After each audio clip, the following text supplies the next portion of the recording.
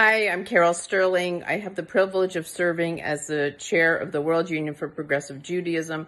And along with our president, Rabbi Sergio Bergman, it is our pleasure to welcome you to the first virtual gathering of the 38th World Zionist Congress.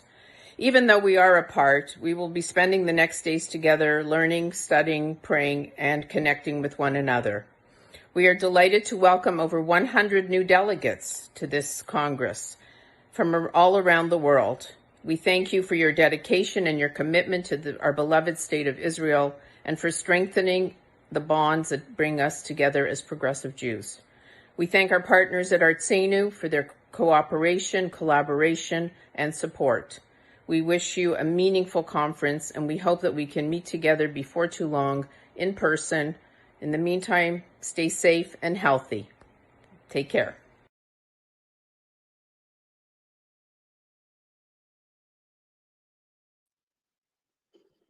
Thank you, Carol, for that introduction. Welcome, everyone, and to all of our Canadian friends and delegates, happy Thanksgiving. My name is Andrew Keane. I have the privilege of moderating this panel for the next hour, and I'm so lucky to be joined by several of my friends and colleagues from around the world as we get into the first of a two-part conversation on Zionism today and tomorrow. Just a word of introduction before we get into the subject we're here to discuss. I think these panels are so important because it gives a window into how people see Zionism, how people see their experience and their interaction with Israel. I often worry, though, that sometimes we see these types of panels and think that this is representative of an entire generation. And I want to be very clear that this we have 5 incredible voices today and several more later this week. These are just a few of the many, many different experiences that people in our generation have with Israel. And I hope you'll see this as a conversation starter rather than the conversation itself, so that you can mirror this dialogue with the young people in your community, the young people in your organizations, and that over the next 5 years between now and the next Congress, we have really committed to engaging young people meaningfully as we discuss Zionism. So with no further ado, I'd like to bring in our panelists, and to introduce themselves, I'd like you to share first and foremost your name, and a question that I think is probably fitting for times of pandemic: where are you from originally and where do you live now? A one-line bio of yourself, maybe like a Twitter style bio. And if you would be so kind, who is your Zionist hero? I'm going to pass it to Zoe to get us started. Thanks. My name is Zoe Dressner. I am originally from New Jersey, and I currently live in New York and go to school in New York. I am a junior studying in the joint program between Columbia University and the Jewish Theological Seminary, and I study Bible and religion. And I've been involved with Arts and Artsenu for around 3 years now, and I'm really excited to be here as a young person's voice. And I guess there are so many potential Zionist heroes, but I think that one of my Zionist heroes is Eliezer ben Yehuda, because I think it's pretty revolutionary and sometimes underappreciated that he totally revived the Hebrew language. I guess I will go next. My name is Hartley Witten. I'm from Vancouver, British Columbia originally, and I currently live in Ottawa. I'm a political consultant in Ottawa, and I am very happy to be here to have this sort of discussion and to really have a conversation with people from all around the world, which I think is quite novel. And I think I'll cop out a bit here, but say that I think my Zionist heroes are my peers and people like this that change the conversation in so many different ways on a daily basis. And I think that's really special. Hi, I'm Alex. I'm from Germany. Originally, I'm from Russia, and now I live in Bremen. And I work here as a geodata specialist, and also I am on the board of Tamar Germany, and we like offering events to people between 18 and 35, and I'm really happy to be here. I would also say that like my Zionist hero.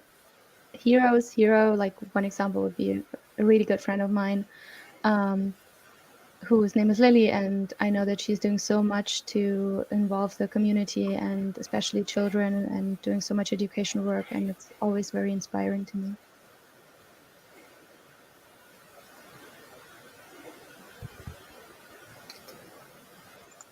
Hi everyone, I'm so glad to be here. I'm Daniel, I'm from Brazil. I'm part of a youth group in Brazil called Colônia da CIP. That's actually a sniff of Netsen. That's the big Olami reform movement youth group. And today I'm part of the Maskirut. I'm responsible for the ideological questions and ideological works we do in Colônia da CIP. And I think my Zionist leader would be all the young leaders across the world that spread ideas about Zionism, question the ideas already known about Zionism, and teach them for the young kids.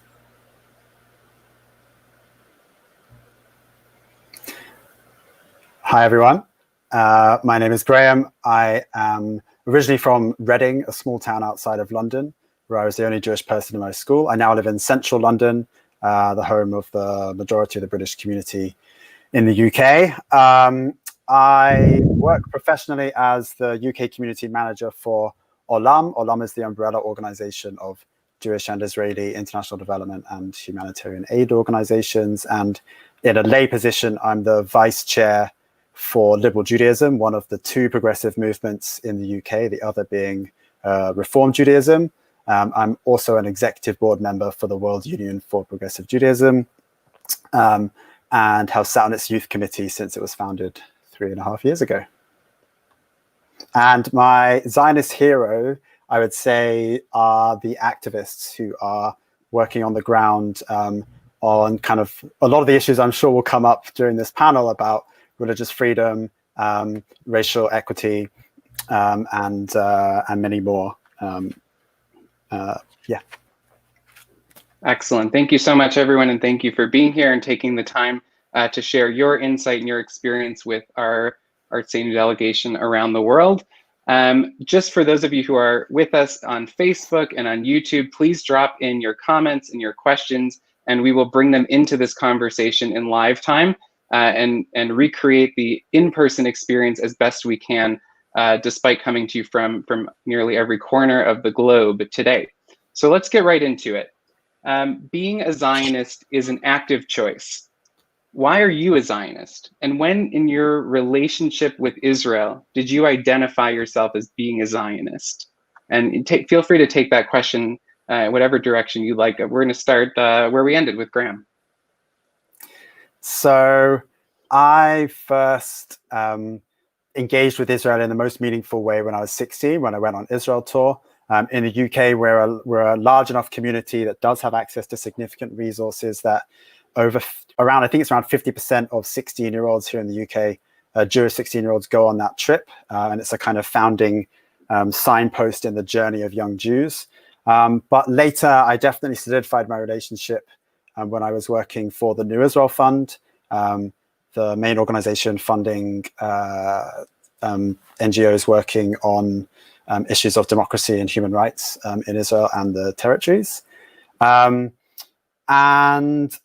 I think that I am a Zionist because I believe in the right to a Jewish homeland.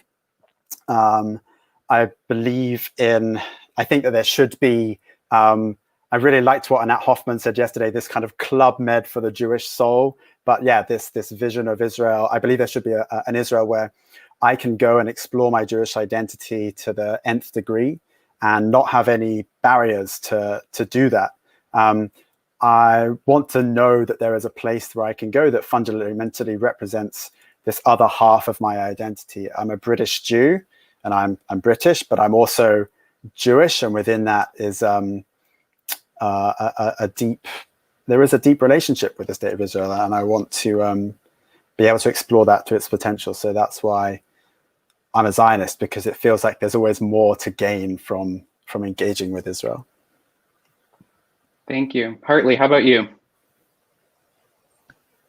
I think for myself, like many people who have grown up in the Jewish community, it's something that has many steps and layers, I should say.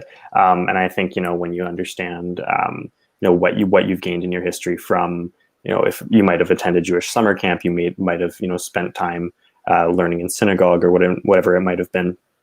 I think my Zionist upbringing and my Jewish upbringing has taken many steps to get to where I think I understand my Zionism more today.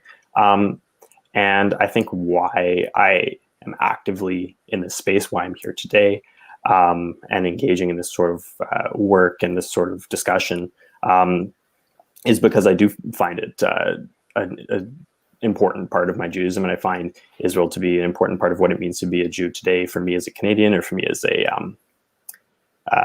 citizen of the world, I guess. And for when I integrate how I engage with other forms of politics or whatever it might be, I think I found ways to make sense of it, and I think that's really important, is finding ways to make sense of how Israel plays a role in your Judaism and your politics. And I think that there is ways that we can do that today. So that's why I continue to be actively engaged in this space. Yeah.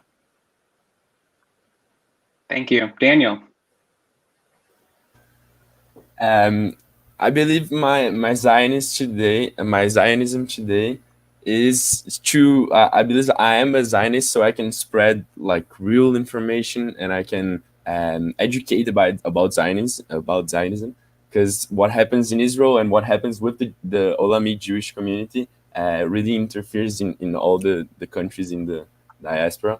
So, but I believe that Zionism is basically my Zionism is basically believing that we have the right to determine ourselves, and we have this real and secure place so we can rule ourselves and have our maximal Jewish life, basic,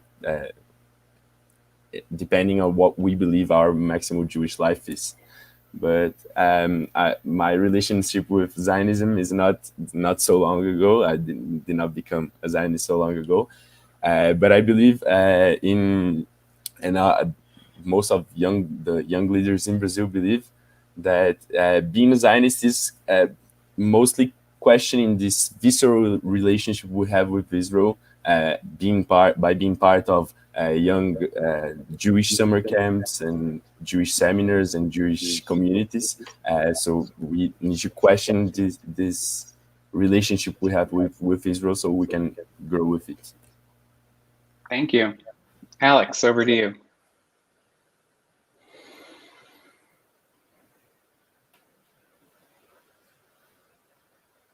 Like, no matter where we're from and where we live,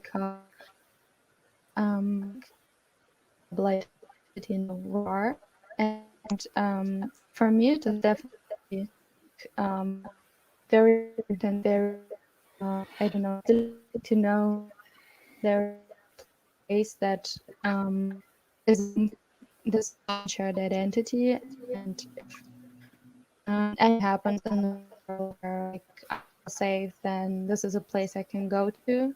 But the same that is great, and very and get to know about it, and like start conversation, like only conversation, so political brings us to talk to each other, on some. Thank you. In the opening videos, I remember hearing something about a prayer for stable internet connection, and I think we heard most of what you were saying, and I appreciate that. For example, here we're having a huge storm, so internet, we'll bear with it, and hopefully we'll get as much as we can. So thank you. Zoe, would you like to take this question? For sure. I definitely grew up with a lot of Zionism and talk about Israel around me. And I think that influenced me to some extent, but I didn't really begin to grapple with Zionism myself until I learned more about Jewish history and learned more about the place of Israel throughout throughout all of Jewish peoplehood. And I think that once I started learning about that, mainly when I spent a semester in Israel on URJ High in high school, I really got to see the ways that Israel was intertwined with Jewish identity throughout Jewish history. And when I put Israel into that broader Jewish context, it helped me understand the importance of taking ownership over the state of Israel and shaping it into what I and my young peers envision it as. And I think that I realized Israel is not only for Israelis, but it's also for all Jews to take ownership over. And then at that point, I started to identify as a Zionist and to see that there was a seat at the table for me to identify that way and to be there and be active when things are being decided about the state of Israel. Excellent. Thank you. I guess picking up on that thought, there are many times, and in recent times, I think more frequently, where we find ourselves at odds with some of the statements, some of the legislation, some of the policies of the current Israeli government. As young Jews who are active and committed, but living outside of Israel, how do you balance that? How do you balance being a Zionist and being critical of the current government of Israel? And through all of that, what fuels your continued engagement? I'll start with Hartley. Sure. I have to refer back to what Graham said in the intro, that there are so many inspiring activists in Israel doing really important work in taking these sorts of policies and things to task. But I think also alongside that, I think seeing the politics outside the diaspora, in the diaspora, and politicians who are progressively supporting Israel in a thoughtful and meaningful way. People, if I may point at Prime Minister Justin Trudeau, I think he has found a way to balance this thoughtfully and respectfully and in partnership. And I think people like that, and primarily, though I will lead to activists on the ground in Israel that really are doing important stuff. Thanks. Graham, how about you? I think you're on mute. Hopefully I'm unmuted now. I have had the privilege and the benefit of meeting and getting to know so many Israelis personally, both activists, as I mentioned earlier, but also members of the reform movement in Israel, who are fighting against the things that get in the obstacles that the current administration puts in their way. And I know that their success is going to impact their lives way more than mine. So there's something about my relationship with my friends and with those people that gives me belief that it's important to stay being a Zionist and to stay in this relationship, because it's not just a relationship with land, but with the people themselves. And I think I'll just add to that by saying that a lot of people don't have that privilege, and that's why I think there are a lot of challenges around engaging young Jews in Zionism today, because we are in the diaspora, because we are so far away from Israel, and throw into that, the kind of big challenge around inequality that is going on. A lot of young Jews, I think, find it very hard to develop that kind of relationship and stay a Zionist in the face of the action of the Israeli government when there's kind of such strong inequality, very, very in their face. Thank you. There's been some really interesting questions in the chat that I'm going to pull back in a second. Zoe, I'm going to pass it to you, but maybe also you could incorporate in your answer a question that Yair Lutzstein posted on Facebook. So we're hearing that an increasing number of young Jews find it difficult to identify with Israel. And if that's true, how do you suggest engaging them in meaningful dialogue about Israel and with Israel? Definitely. Big questions. I think on the topic of Zionism being at odds sometimes with the policies and actions of the Israeli government, that's something that young people are really grappling with in a serious way. And I think a way to combat that is to preserve a really very basic understanding of Zionism. That being that Zionism is the belief in developing and sustaining a Jewish state, and not much more than that, because Zionism often gets weaponized and sort of confused with political affiliations, which is harmful to people who don't necessarily agree with a particular political affiliation and their beliefs and policies.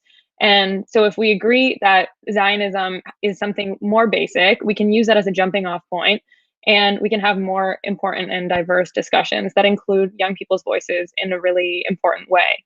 And I think that it's important to recognize that being a Zionist is one thing and agreeing with the actions and policies of the state of Israel is different, and they're not mutually exclusive at all. And in order to live out our values, we have to keep in mind that they're different, and we have to keep that in mind even when the people in power and different political affiliations are telling us that they're the same thing.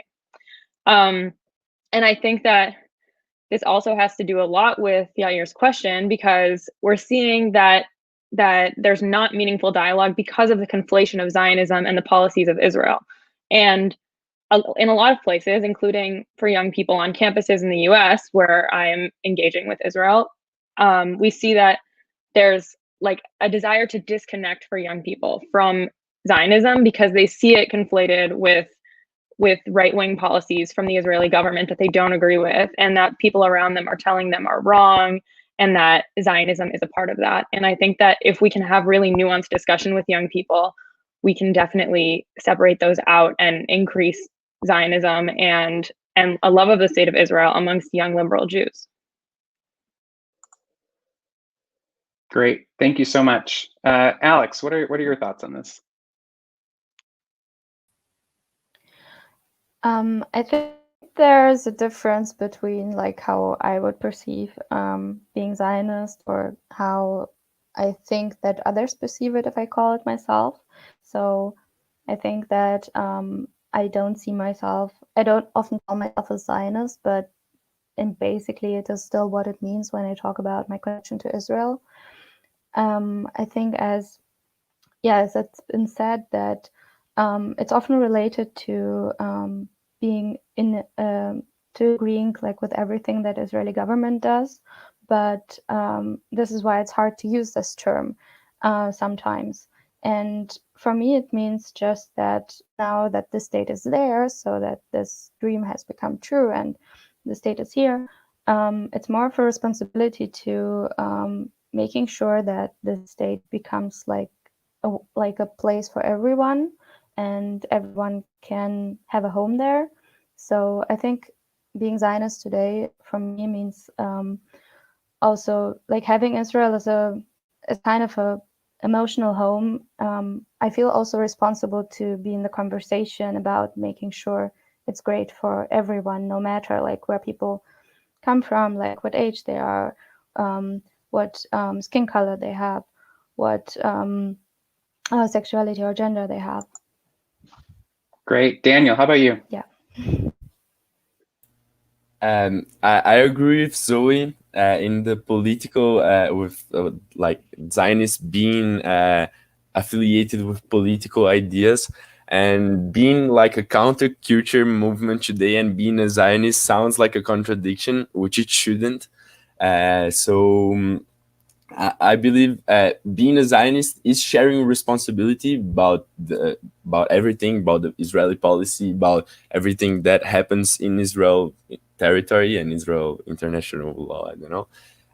So being a Zionist is questioning the Israeli policies, the Israel government actions, and is to try to be heard in Israel. Try to try to use your responsibility of the state to try to find an easier way to tackle some of the questions that comes up by having a Jewish state. Thank you. There's, as I said earlier, there's been some really interesting questions already in the chat, and please keep sending them in. Rabbi Leah Molshin asked just a few minutes ago, has there ever been a time when you've been embarrassed to be a Zionist or to maybe express publicly as being a Zionist? Graham, I'll start with you.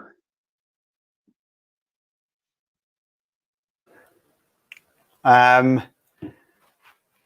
trying to think. I mean, I'm a Jewish professional, so I spend a lot of my time within the Jewish community, where obviously it's not embarrassing to reveal yourself as a Zionist. I think I've been more embarrassed to reveal myself as a Reform Zionist. I've been to various Israel events to do with the embassy here in the UK and lots of other things. And the challenge of in those spaces, when you stand up and ask a question that does challenge the actions of the Israeli government, it can be quite a hostile atmosphere. And I've certainly had people come up to me after events and challenge me on my views quite, not physically, but aggressively. And that can be a really disconcerting experience to have. But I think importantly for the dynamic in the UK that I should share is that, campus, and by the way, I'm 29, I'm very far from being a student now, and certainly other members on the panel who are younger than me, I'm sure, can speak to this a bit more, but there is certainly a dynamic on campus in the UK about embarrassment to reveal yourselves as Zionists to your non-Jewish friends, and what that says about who you are and who you want to be within your university social group. Thank you. I'm going to fold that question in with another one that just came in from Josh Weinberg. So, on one hand, has there ever been a time when you've been embarrassed to identify as being a Zionist or maybe some type of Zionist? And should we be even using the term Zionist at this point? Should we let it go because it is so often confused with, as Josh said, extremist nationalism? Hartley, do you want to weigh in? Sure, I'll take a bit of what was said previously on discussions about nuance, because I think that's an interesting point that I can sort of expand on, is that when we're talking about sort of speaking about Zionism with a larger group, perhaps a group of people who are less political or who are less engaged with this issue, which I think we should recognize is something that we are a minority in, spending a lot of time focusing on this with our eyes and reading this in our daily news briefs. And I think we should recognize that the nuance can be hard for some people, and for people, the term Zionism just simply brings up a discussion that they think that they are not party to, or a discussion that they think they're not informed to discuss. But I think that it is an important term, and I think learning to use it effectively in a way that explains where we are on this issue, and that we are Zionists because we are progressive as well. I don't think that we need to be ashamed of the term, because I think that it's important in defining where we are in this and that. Back to what was said about boiling this down, Zionism can be boiled down quite concretely. I don't think it needs to, we need to add these layers of nuance. I think when we're speaking to, shall we say, lay people about this, people who are less informed, I think it's important to really boil it down to the fundamentals of Zionism, because there is a fundamental core belief that we all share across all Zionist beliefs.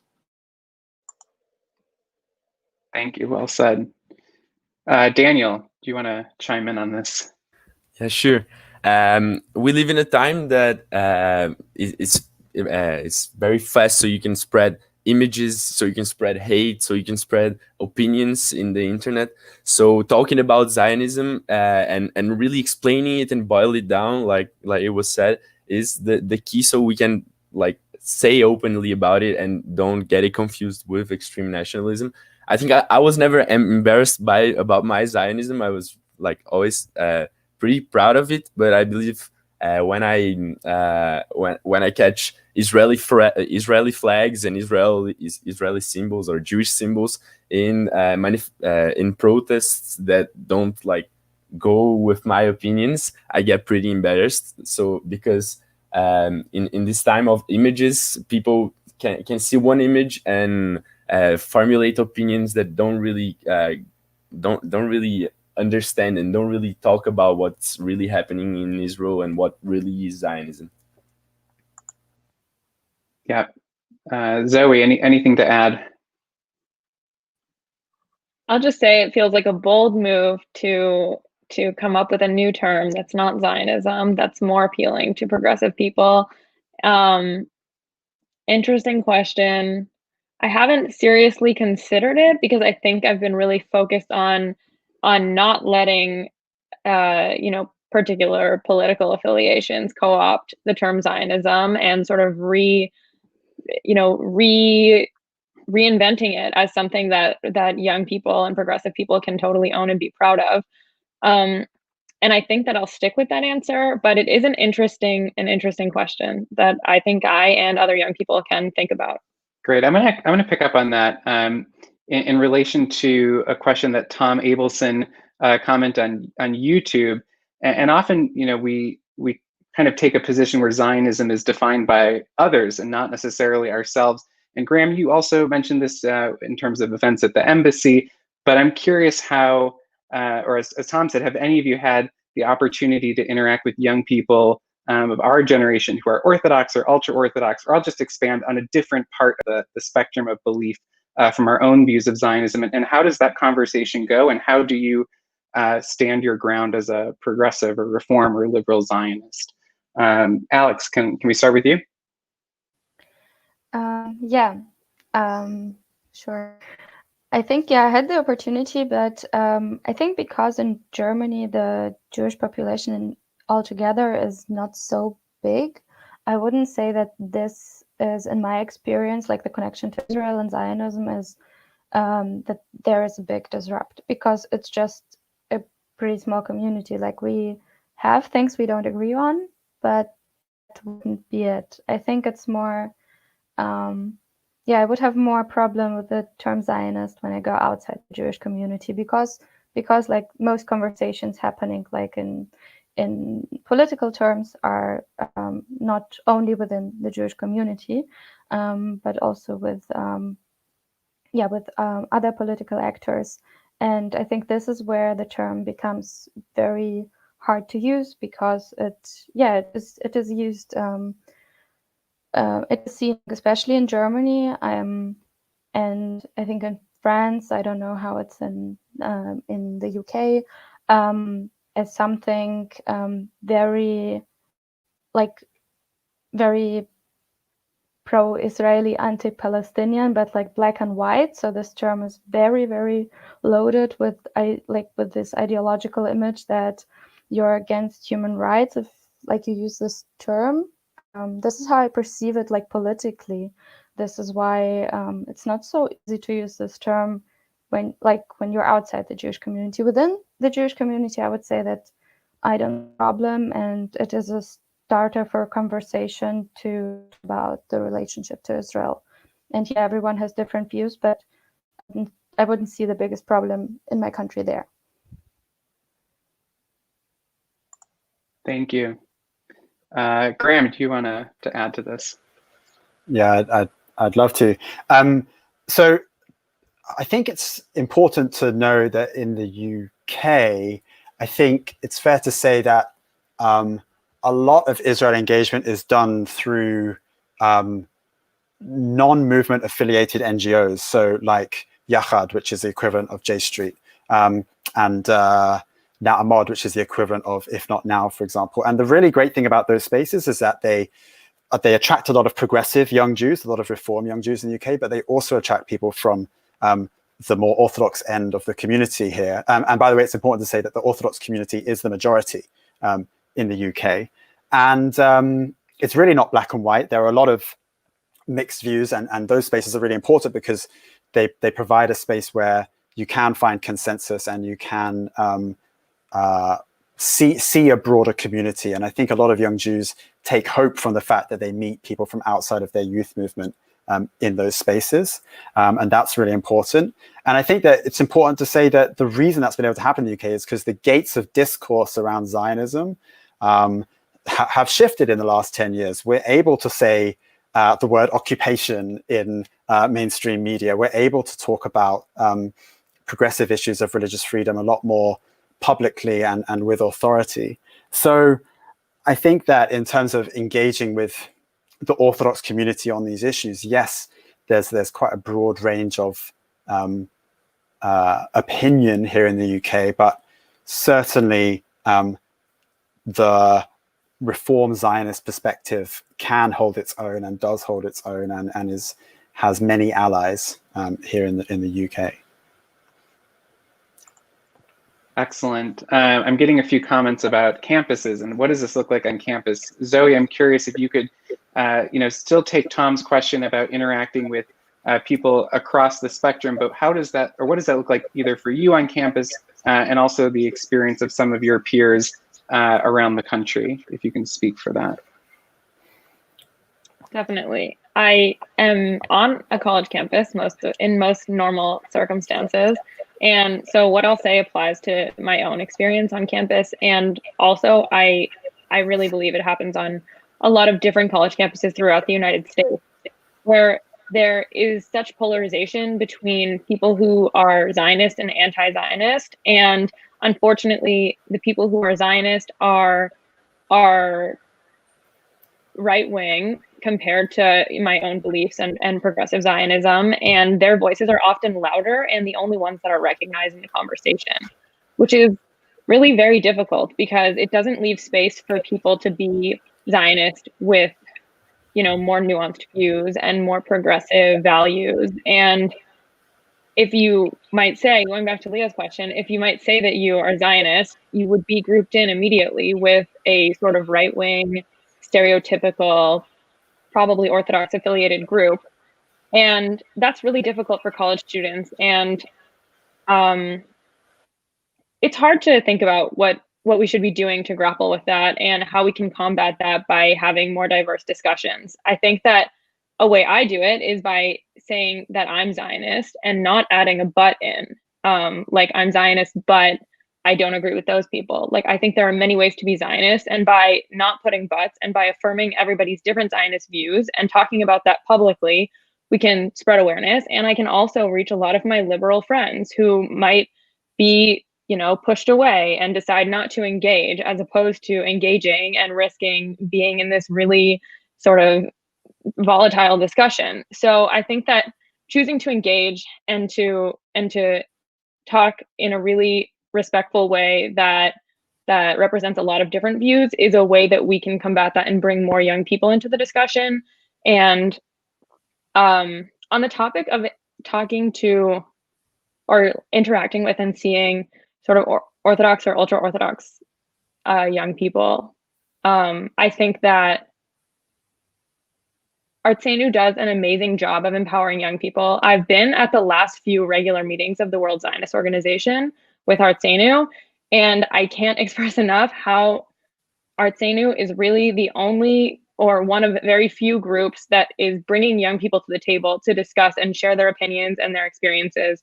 And so when it comes to Zionist institutions and traditional Zionist power, the young people that are showing up are the progressive young people, and that's a good thing.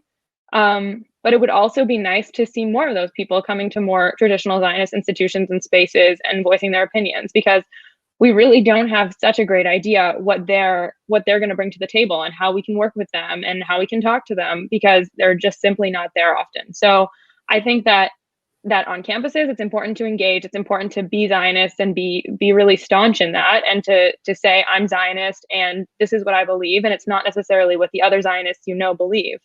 And I think that in Zionist institutions, it's important to have more diverse voices.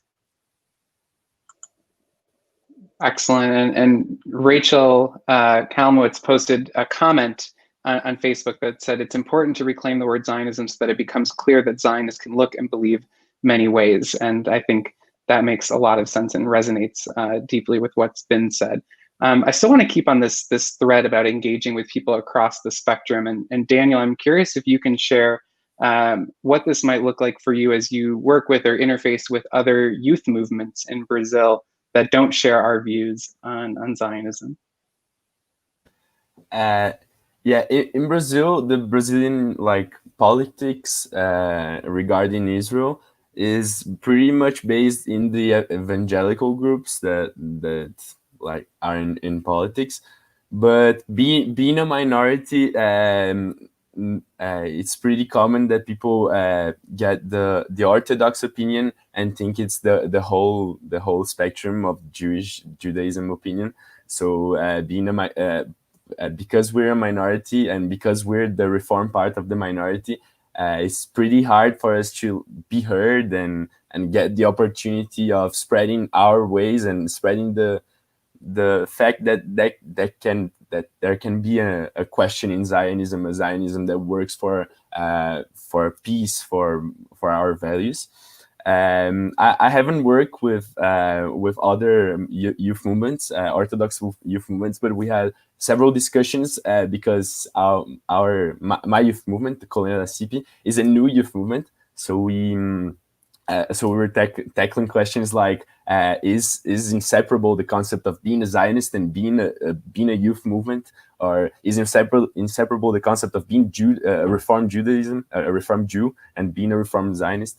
But I think we have different approaches in different youth groups. I think some youth groups have the approach of defending Israel in any way. So their first approach in a discussion is to defend Israel and not question, and then after question.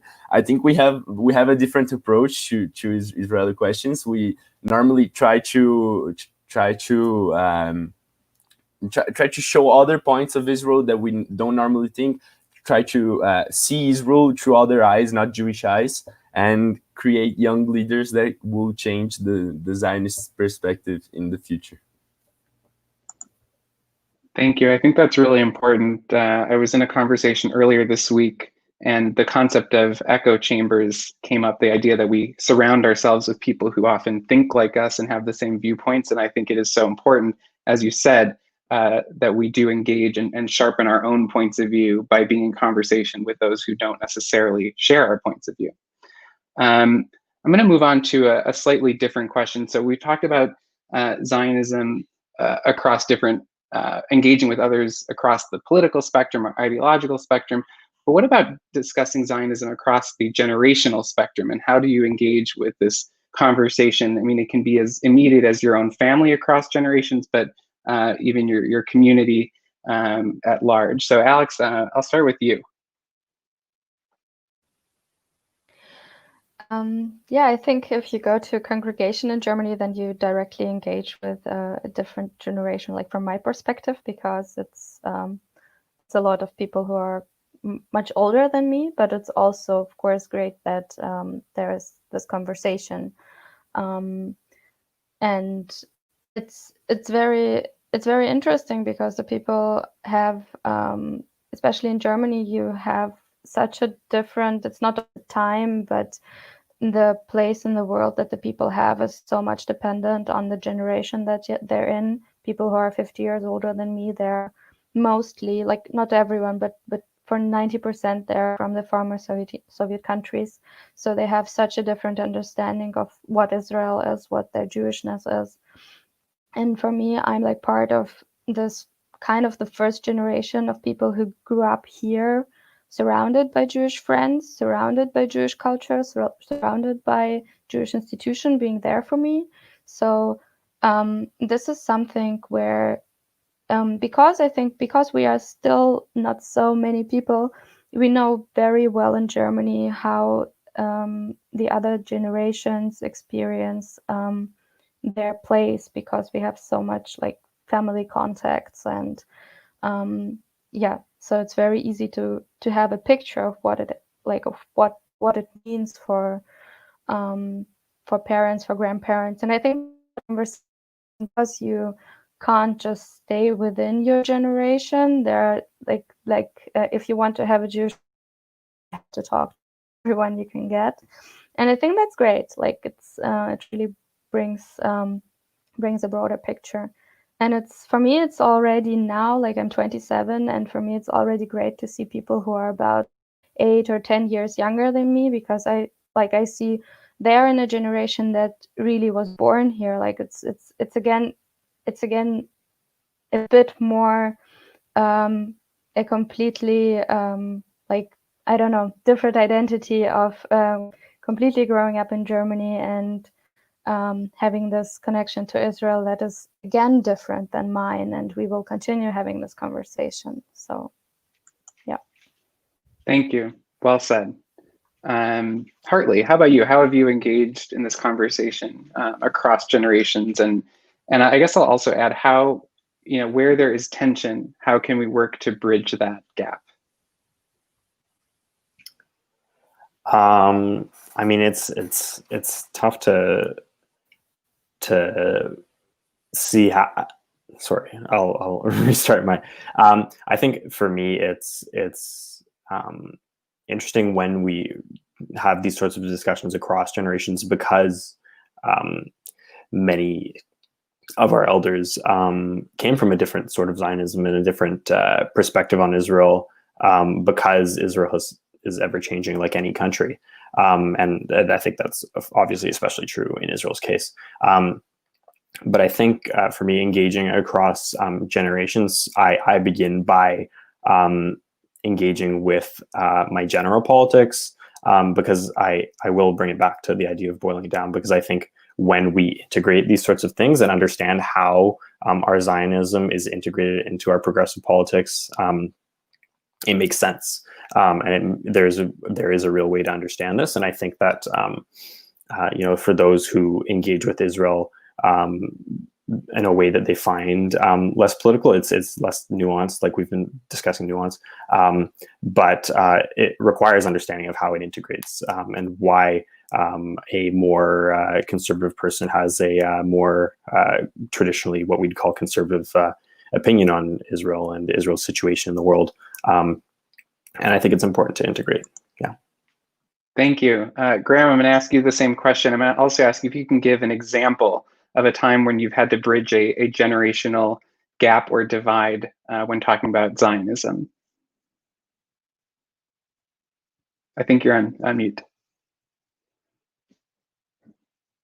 There we go. I think I keep getting muted. Don't know why. I'll try and think of an example whilst I give my answer to the first bit. So, jumping off what Hartley said about there is a difference in experience generationally. The generation above us grew up with Intifada, and before that, even the Yom Kippur War, etc. And so there is this narrative of security that's really important. So the key thing I want to talk about is like reframing the security dynamic, where I think that a lot of it that comes across now has been affected by media and affected by political statements that come out of Israel about the nature of Israel's security at this time. But I think that particularly if we talk about Zionism and Israel's security and that kind of duality that's going on, I think it's really important to reframe security around that Israel is now secure. There is an amazing peace treaty with Egypt, with Jordan, which allows it to function in the region, and that should be a building platform for just opening up the region and being at peace with our neighbors. That's the aim that we want. So working towards that. The challenge, of course, is lack of political will in the short term, and I think that I've also seen Bill's question about how did the elder ranks talk to the lower ranks, and there is something about the language of human rights and of compassion, and this almost like humanist dynamic that I think is at play within a lot of the younger generation, and it's so focused for them around equality and justice for simple other human beings. In terms of an example, I don't know. I think that within my own family, there's just a lot of lack of knowledge, and the default is often around why do I need to care about some of these other issues? I know that Israel's kind of always there for me, and that I shouldn't criticize it because I kind of have no ownership over it. And I think that there's a really important example here about questioning your elders' relationships with Israel and encouraging them to develop an even deeper one. I was privileged to bring my own parents to Israel and meet staff of the World Union and my friends, and it's transformed their relationship with Israel since that point. So yeah, I would say take your grandparents on a trip when Corona's over. And Tad Schwab posted a comment much earlier in this. Where would you take them first, and why? To meet the staff of Artsenu and the World Union for Progressive Judaism first, of course. But no, I think that going to the egalitarian section of the Western Wall, and like you can just go there, and if you are with a good tour guide or are with one of our colleagues, rabbis or whatever, you know, that whole situation for me really explains the dynamic of modern Zionism, of what it means to be a progressive Reform Jew. So yeah, I would try and get there as soon as possible. Great, thank you. We have about 10 more minutes, so I'm going to move a bit quicker through some of the remaining questions. There's been some comments, you know, even within the left, as broadly as you want to define the left on the topic of Zionism, there is, it's a wide tent. And many young people, and I'm also including David Astrov's comment about teenagers who are a good 10 years younger than some of us on this panel, instead of engaging with it thoughtfully, are kind of just marginalizing the concept of Zionism and being more apathetic towards it. So how do we, you know, we just talked about how do we have this conversation with those older than us, but actually how do we serve as kind of that bridge builder in having the conversation with our peers, yes, but also those younger than us, so that they too are as equally committed and thoughtful as it relates to this conversation. There's a lot there. You can pick up on what you'd like to. So Zoe, I'll start with you.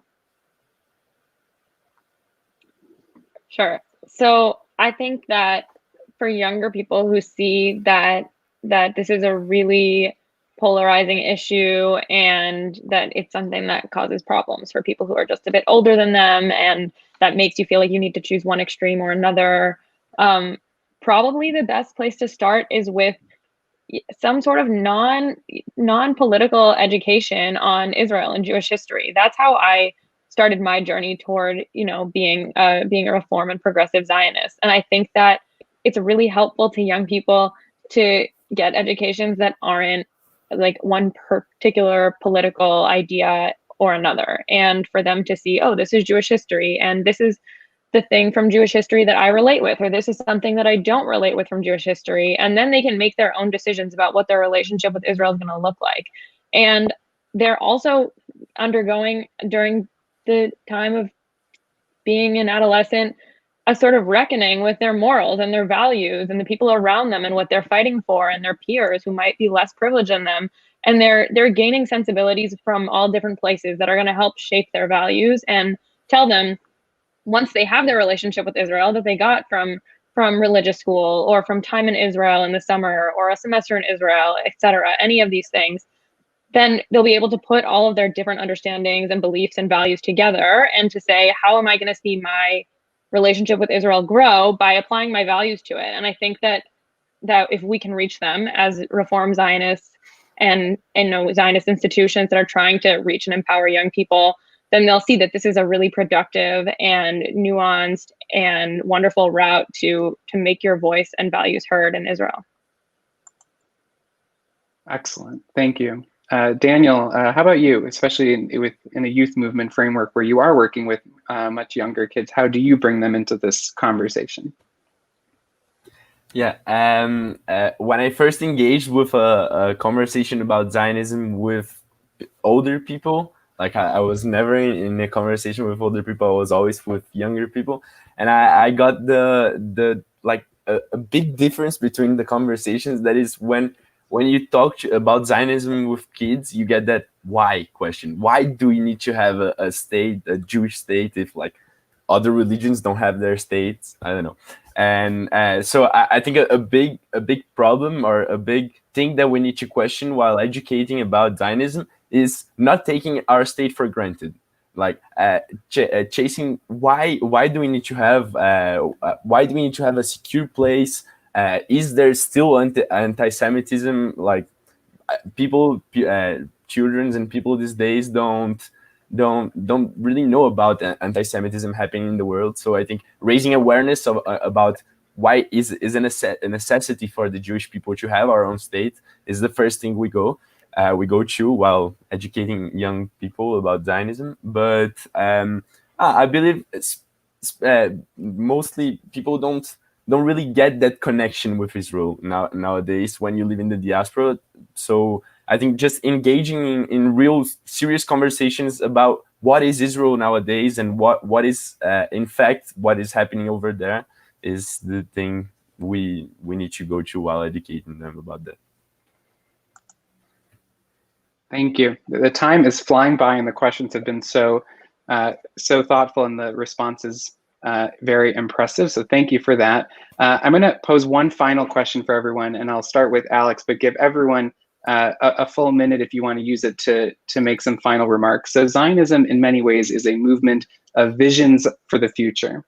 And as you see it, if the work of Artsenu in the Zionist movement arena, but also Reform progressive Zionism in general, is wildly successful, so not just good, not great, but wildly successful, what would the state of Israel look like for the next generation who are having this discussion? So, Alex, I'll start with you. 1 minute, wow. I think, yeah, it would definitely look very different. I think there's a lot of things coming to my mind, like I think I mentioned it earlier. For me, it is like the goal is that everyone should feel welcome in any place in Israel, actually as in a lot of other countries. Like as a woman, for example, I want to be safe, like walking down the streets, and I don't want to be like shouted at that I'm not allowed to enter specific areas, like without, like when I'm showing my elbows or something. So this is a big issue for me when I'm around in Israel. But I think it is important to listen to other experiences where people still feel that it is their emotional home, but in some ways they're not feeling everywhere as at home as they should feel. So working towards that goal on any level. And I think it's very hard to have like my own image, because I also think this place doesn't really exist yet, but it's like taking little steps towards overcoming issues that make this place not yet a great world. Thank you. Hartley, how about you? Your vision. I think for me, the future of this is about. I guess I'll start by sort of building up from a Canadian perspective as to where things align, and I think it's I think the future in Canada, which relates to the future in Israel, would be that that there's opportunity for people across the political spectrum to understand this sort of broad range that we've been discussing. And I think there's encouraging victories every day to be seen with this. Seeing a progressive Jew elected as the first leader of a Canadian political party, and a Black woman at that, was really impressive. This happened just this week with the Green Party of Canada, I think that reflects into Israel, in that there's support, and there's thoughtful support, and that there's something backing a really encouraging future in Israel. So that's what I would have to say. Thank you. Daniel, how about you? Your vision for Israel for the next generation? Israel is a place for I don't know, for is a place that young people can 1 minute, let me try to rephrase that in my mind. Israel is like a startup, a country startup. So I believe young people nowadays think of Israel as this place that their wildest dreams can come to action. Like their most political views and their most contradictory ideas can be put into action and can be work done over there. But I believe I don't know, if young people don't have this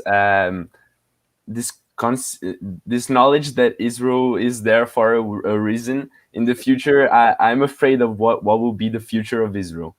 I believe. Yeah, that's it. All right. Graham, how about you? So my answer is also somewhat an answer to the previous question about engaging the younger generation, because they're the ones who will inherit this vision of Israel that we're talking about. And to put it simply, I think it's about bold moral leadership. Artseinu is demonstrating it, but we need all of our progressive Jewish institutions to demonstrate bold moral leadership when talking about issues around Israel. Only by talking and speaking truth to power and to injustice is the way that we're going to properly engage young people in a realistic form of Zionism. We have to answer the question consistently around Palestinian rights and the two-state solution, and affirm their right to the same freedoms as Israelis. And we have to do this consistently for a long time, and in the face of people who disagree with us, and until it kind of sticks. So what will the state look like? I think a state where Artseinu is extremely successful is a state where the occupation is ended.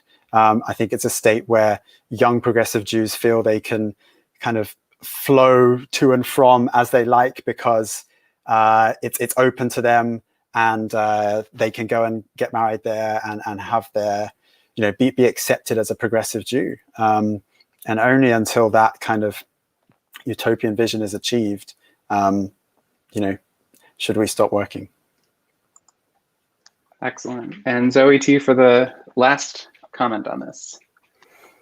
Yeah, I definitely completely agree with what was just said by many of my peers. I think that if Artseinu is wildly successful, then our values will be lived out in Israel. And not only will we see the things that we're fighting for, like pluralism and rights for women and equal rights for people of different races and advocacy for less privileged people of all different sorts in Israel. All of those things would be happening if Artseinu's values were really lived out in Israel. And I think that's something that would be really beautiful for young people, is if they would look at Israel's leadership, political and otherwise, and see themselves. They would see people who aren't necessarily the typical Zionist figure that we've seen throughout history, and that we still see in the Zionist political scheme today. There would be more women, there would be more people of color, there would be more LGBTQ people, just tons of different representation that really represents our values and what we believe in. So I think that if Artseinu's views were coming alive in Israel, we would feel represented in a really serious and important way. And that's what we're all here to talk about and fight for. Excellent. Thank you. And thank you to everyone so much for your insights, and just gauging by the comments, we could have gone in 100 different directions. And I will, because of that, I will end where I started, and hoping that this is a conversation starter for you and the young people in your community, in your organization.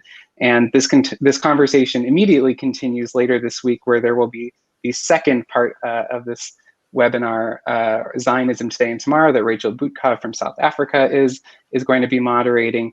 And I hope, as we lead up to the World Zionist Congress and throughout, and for the time after, that we continue to have these conversations, we get into the hard questions that are surrounding us, and we build a stronger community as a result of it. So thank you, and thank you for everyone who is making this work on the back end. It looks great, so thank you.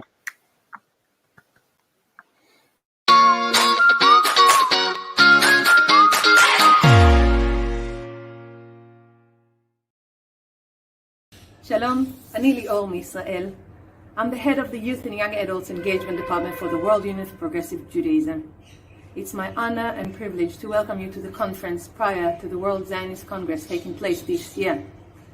This Congress is probably the only event that is taking place in 2020 that is still happening and hasn't been postponed. And maybe to tell us something about the importance of what you're doing or about to do. In the 38th Congress, there are going to be some decisions to take. and there are going to be a lot of implications to what you decide. It affects the people who are going to get chosen to different positions. It's going to affect the funding that we're getting as a movement. All of us really care about the Jewish future, otherwise you wouldn't be here. And I'm really, really happy also to see so many young adults in the crowd. I'm really privileged to know most of you there, and I want to wish you the best of luck. And know that you will always keep in heart and mind the youth and the young adults, because they are the future of our people and of the progressive movement. Be'atzlacha, and I hope to see you in the future in person. L'shana ha'ba'a b'Yerushalayim habnuya. Shalom.